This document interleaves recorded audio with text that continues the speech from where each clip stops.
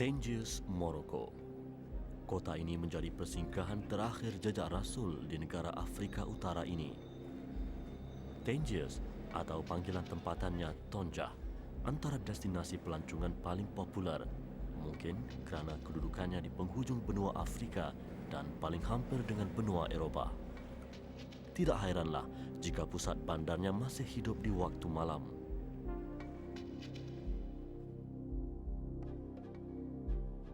Tangiers terletak 281 km dari Rabat, ibu negara Morocco. Di kota inilah Ibnu Battuta, pengembara Islam terkenal, dilahirkan. Tidak jauh dari sini juga, Tariq bin Ziyad melayarkan kapalnya ke Al-Andalus. Asal-usul Tangiers agak samar. Walaupun terdapat dakwaan mengenai bila bandar ini diasaskan, alasannya sukar diterima kerana ia disandarkan kepada cerita rakyat yang tidak dapat dibuktikan kesahihannya. Yang pasti nama Tangiers telah wujud pada kurun pertama Masihi apabila dinasti Rom menubuhkan wilayah dipanggil Mauritania Tingitana yang terletak antara Tangiers dan Rabat. Tangiers pernah muncul sebagai bandar pelabuhan antarabangsa antara 1925 dan 1956.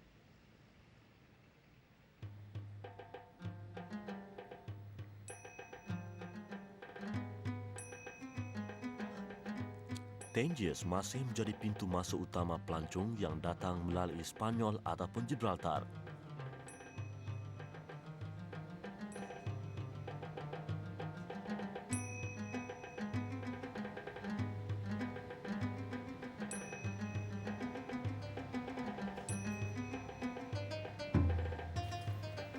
Kawasan ini dipanggil Petit Soko, sebahagian daripada bandar lama dan antara medan paling sibuk di Tangiers. Walaupun Tangiers sebuah kota moden, amalan tradisi masih bertapak kukuh. Di Petit Soko misalnya, keindahan dan kepelbagaian budaya Morocco terpapar di sana-sini. Identiti dan imej diri dipertahan, tidak digadai atas nama pembangunan dan kemajuan. Penduduk Tangiers kini berjumlah hampir 500,000 orang. Berbanding Casablanca dan Rabat, Tangiers tidak mempunyai industri besar untuk menyokong ekonominya. Antara penyumbang penting pendapatan rakyatnya ialah sektor pertanian, perniagaan dan pelancongan.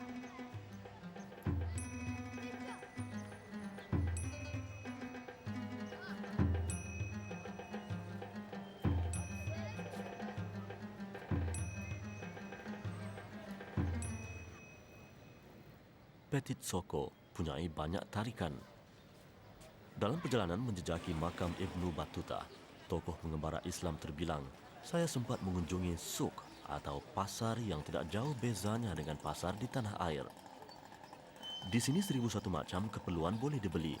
Peralatan dapur, sayuran, buah-buahan, aneka barangan makanan, bunga, pakaian dan tidak ketinggalan cenderamata untuk dibawa pulang pelancong.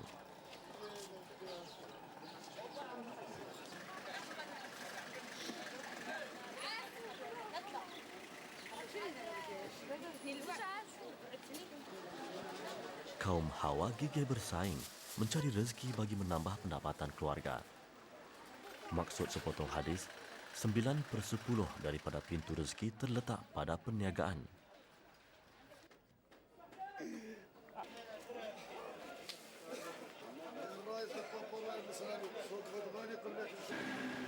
Satu persamaan yang menjadi identiti kota-kota lama Morocco seperti Fez, Marrakesh dan Tangiers ialah rangkaian lorong-lorongnya yang sempit dan berbengkang-bengkok.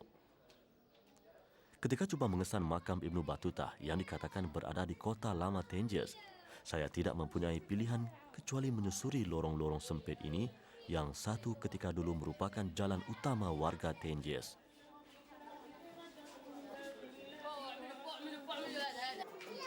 Dan yang paling menarik perhatian, masih ada yang berani bersaing dengan gedung perniagaan moden dengan membuka kedai di kawasan ceruk seperti ini. Menurut pemilik kedai ini, wang adalah perkara kedua. Baginya, yang paling penting ialah memastikan seni dan kemahiran tradisional ini terus hidup dan diwarisi generasi akan datang.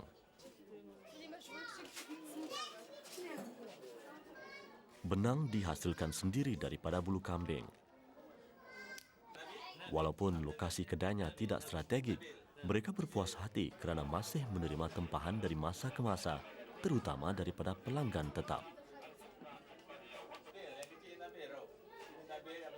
Bagi Omar, 15 tahun, berniaga satu daripada minatnya. Atas desakan naluri ingin tahu, saya bertanya apakah dia dan rakan-rakannya yang juga masih muda bekerja sepenuh masa di sini. Menurut Omar, mereka sekadar memenuhi masa lapang, mencari kemahiran dan menimba pengalaman. Dan inilah hasil kerja tangan mereka. Di penghujung lorong Kesnaya, pucuk decita ulam mendatang. Sedang saya tercari-cari, seorang pemuda tempatan tampil menawarkan diri. Menurut Abdul Hafiz Tawati, 27 tahun, jarang sekali pengunjung luar sampai ke kawasan ini, apatah lagi mencari makam tokoh pengembara terkemuka Ibnu Battuta yang dilahirkan di sini pada 24 Februari 1304.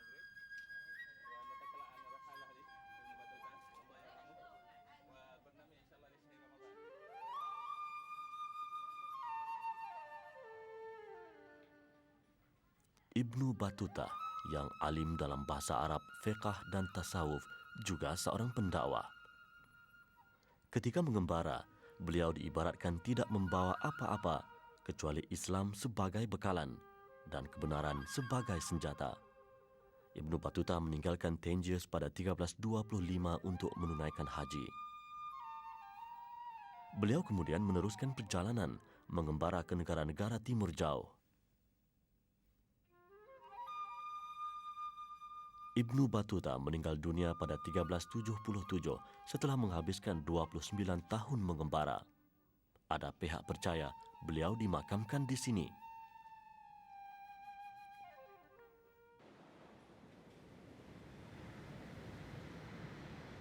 Sejarah Tangiers penuh dengan kisah peperangan dan pertelingkahan.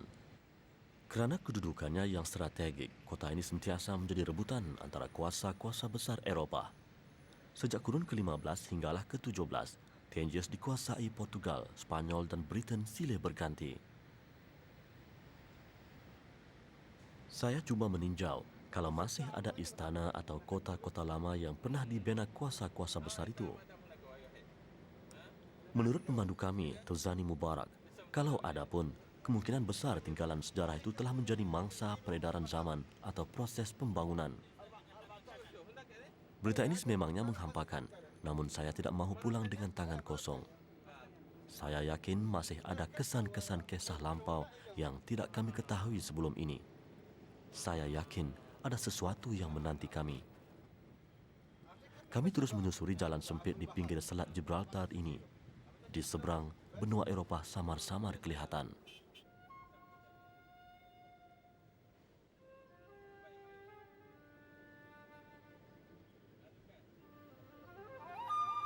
Kami meneruskan perjalanan ke Tetuan, wilayah subur dan indah yang diasaskan pada 1307 oleh pemerintah Bani Marin, Sultan Abu Thabit. Tetuan terletak antara Ceuta, sebuah koloni Spanyol, dan Tangiers.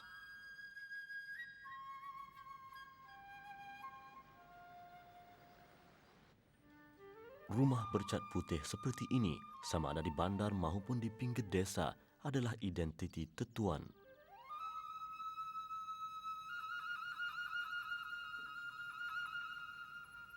Keindahan muka buminya menggamit memori untuk kembali bertandang ke sini.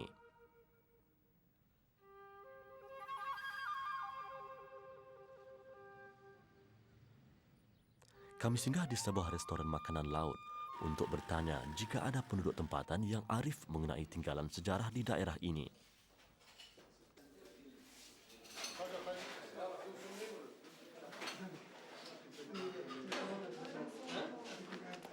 Sekali lagi kami bernasib baik kerana pengusahanya Ahmad Lachiri, 50 tahun, mempunyai maklumat yang kami cari-cari selama ini. Menurutnya, Kasrah Saghir, tinggalan kota kecil yang terletak bertentangan restorannya, mempunyai kaitan dengan sejarah Islam. Dari sinilah dipercayai Panglima Tariq bin Ziyad berlayar menyeberangi Selat Gibraltar sejauh 24 kilometer untuk membuka Spanyol. Namun sebelum Tariq ke sana, pemimpin Islam ketika itu Musa bin Nusair mengarahkan Tarif bin Malik ke tanah seberang untuk meninjau kekuatan pertahanan tentera Visigoth. Dari Tangiers, beliau berjaya menyeberang lalu mendarat di Tarifa yang terletak di selatan Spanyol. Menurut setengah ahli sejarah, setelah berjaya sampai ke sini pada tahun 710, Tarif bersama-sama 500 tenteranya berjaya pula menguasai Algeciras, 22 km dari sini sebelum pulang menemui Musa. Nama Tarifa dipilih sempena mengenang kedatangan Tarif bin Malik ke kawasan ini lebih 1,200 tahun lalu. Semasa pemerintahan Islam, Tarifa membangun sebagai pelabuhan dan bandar perdagangan penting. Ada pihak mendakwa istilah tarif yang merujuk kepada cukai import atau ekspor berasal daripada sistem percukaian yang diperkenalkan di pelabuhan Tarifa ke atas kapal dagang yang keluar masuk.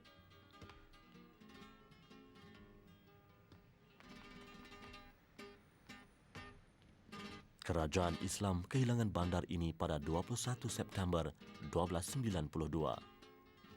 Sebelum itu, Raja Ferdinand III berjaya menguasai 2 kota Andalusia yang menjadi kebanggaan umat Islam, iaitu Cordoba pada 1236 dan Seville pada 1248.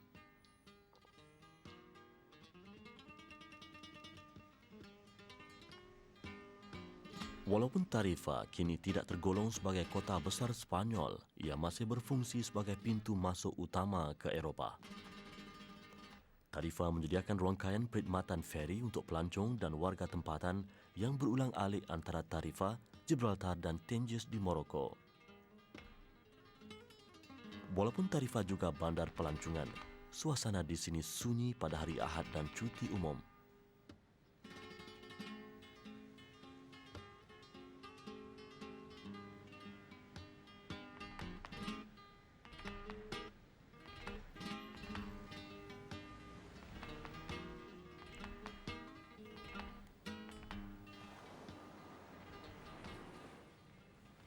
Mengimbas sejarah, Ahmad Laciri berkata, Tetuan turut menjadi rebutan antara kuasa besar Eropah menjelang kurun ke-15. Kasra Saghir tidak terkecuali. هم منحدرين من البوادي اللي هناك وقربوا للبحر وبنوا هذا اللي يسموه قصر المجاز اللي هو ياخذ اسمهم. هم اصلهم من المجاز وفيه ناس ما زال عايشين هنا في هذه المنطقه اللي هما مش غيروا لهم سميه اسمها المزوزي مش المجازي. وهذا هو اللي خلى المنطقه هذه تشتهر بهذا الاسم. هذا هو قصر المجاز اللي هو معروف الآن في الكتب التاريخية المغربية قصر المجاز. وكانت حوله مدينة كانت حوله مدينة مبنية. ولما استعمروه البرتغاليين أظن مش ممكن فيه فرق، ممكن ما عنديش تحقيق تام، ولكن استعمروه البرتغاليين في عام 1455 ميلادية. نعم. وبعدين وقعدوا هنا في المنطقة هذه 90 عام، 90 سنة. 90 سنة. ولما راحوا لما كانوا رايحين مع الأسف عملوا مفجرات وفجروا كل شيء. والآن أنتم تشوفوه هو ما زال عليه أثر تاريخي، ولكن مع الأسف مش أثر كامل لأن المفجرات ما تركت فيه ما تركت البيوت كما هي عليها ولا أي حاجة. Saya terus bertanya, apakah kaitan kota lama ini dengan pahlawan Islam Tariq bin Ziyad? والله لا أعلم. أنا بسمع بأن طريق بن زياد صنع المراكب هنا في المنطقة دي. هذه كانت هذاك الرأس كان البحر يوصل هنا. نعم. بعدين البحر شوية طلعت الرمال. هو هذا كان الماء، مية البحر كانت تضرب هناك. كنا احنا نسمع من اجدادنا يقولوا بان طارق بن زياد صانع المراكب هنا، مم. ومن هنا انطلق الى اسبانيا الى جبل طارق اللي هو موجود هناك.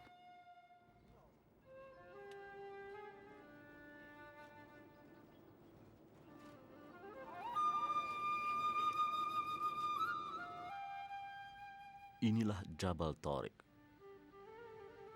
Menurut penduduk Tetuan, 50 tahun lalu seseorang boleh melihat Jabal Tariq dengan jelas tanpa alat bantuan. Jabal Tariq kini dikenali dengan nama Gibraltar. Nama Jabal Tariq yang bermaksud bukit atau gunung Tariq diambil sebenar nama pembukanya Tariq bin Ziyad. Menurut penduduk tempatan lagi, sebelum menghantar Tariq ke seberang, Gubernur Musa bin Nusair meninjau terlebih dahulu dari Jabal Musa.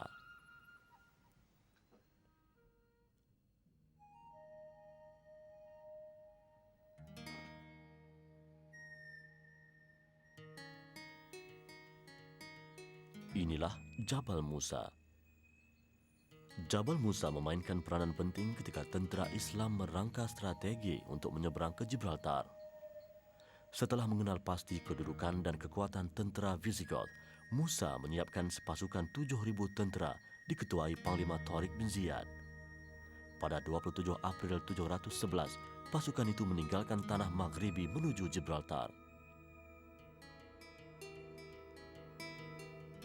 Majoriti pengkaji sejarah sepakat tentera Islam menyeberang ke Gibraltar kira-kira 24 km dari Jabal Musa dengan menaiki kapal.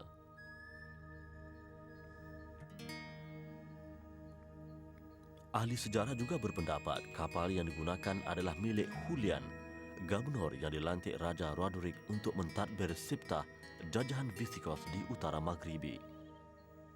Pengkaji sejarah bagaimanapun tidak sepakat dalam mentafsirkan tindakan Julian menghubungi Musa bin Nusair. Mengapa Julian, orang kepercayaan Roderick, sanggup belot? Ceuta atau Siptah kini sebuah bandar membangun. Di hadapannya Jabal Musa jelas kelihatan. Siptah yang terletak di utara Morocco kembali menjadi wilayah Spanyol pada 1492 apabila Granada, kubu terakhir kerajaan Islam, jatuh ke tangan Ferdinand dan Isabella.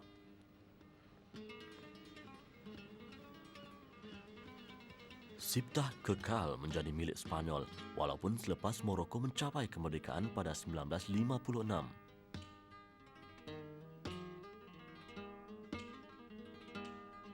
Selain menjadi pangkalan tentera Spanyol dan NATO, pantai Siptah yang putih bersih dan lautnya yang biru menjadi tumpuan pelancong musim panas.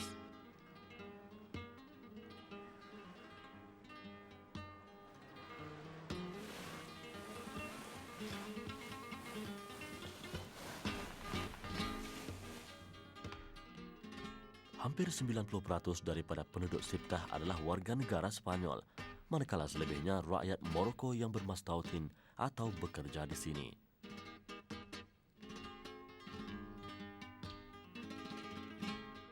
Ada banyak kesan sejarah di Siptah. Sesetengahnya mungkin telah wujud sejak zaman pemerintahan Visigoth lagi. Mengimbas sikap belot Julian terhadap Raja Visigoth, ahli sejarah berpendapat beliau bertindak sedemikian sebagai membalas dendam terhadap Roderick yang didakwa berlaku curang terhadap anaknya, Florida. Antara tinggalan sejarah yang dipelihara dengan baik ialah kota Las Murallas Reales. Kota ini pada asalnya dibina pada kurun ke-8 ketika pemerintahan Islam. Ia kemudian diubah suai beberapa kali, terutama ketika pemerintahan Portugal pada 1674 dan Spanyol pada 1705.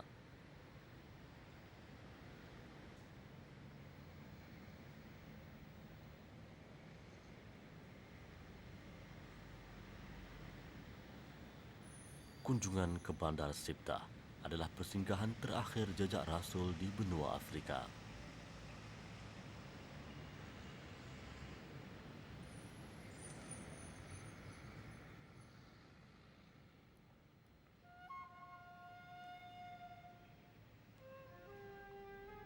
Semakin jauh perjalanan, semakin jelas di fikiran bagaimana Islam dapat diterima baik pelbagai bangsa di mana sahaja asalkan seruan dakwah sampai kepada mereka.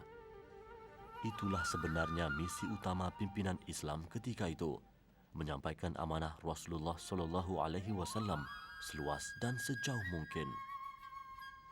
Dari semenanjung Arab ke utara Afrika dan seterusnya ke tanah Eropah, arus perkembangan Islam bagai tiada surutnya.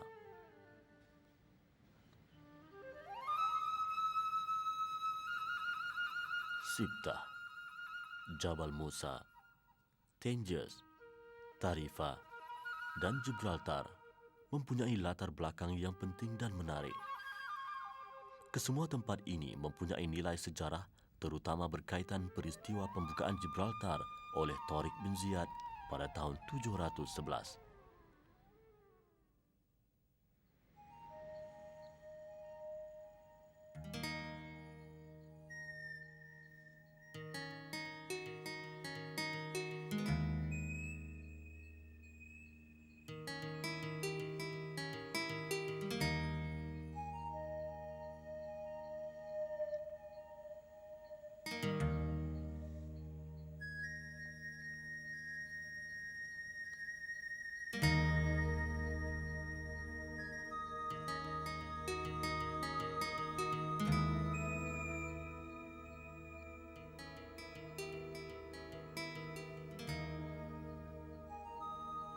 Ikuti kisah pendaratan Tariq di Gibraltar, tinggalan sejarah di sana, dan kemasukan Islam ke tanah Eropah dalam episod seterusnya.